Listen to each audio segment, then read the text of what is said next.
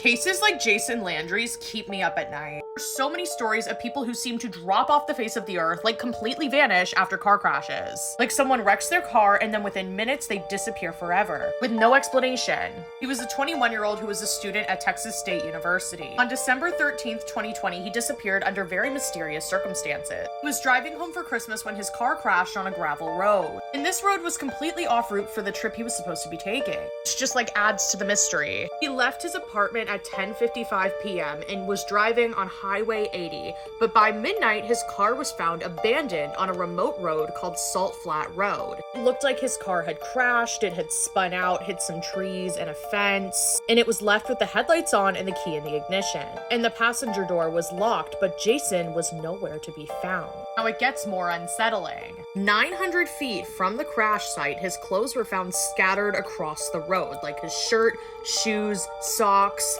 even his underwear. His dad particularly recognized his bright yellow SpongeBob socks. Some of his clothes had small drops of blood on them, but the police didn't treat this like a crime scene. His dad even had to collect his belongings himself and beg the authorities to start a search. That's when they discovered more of his belongings, like his backpack, his gaming equipment, his toiletries, even his pet fish, who was sadly deceased, rest in peace, were found 900 feet in the opposite direction.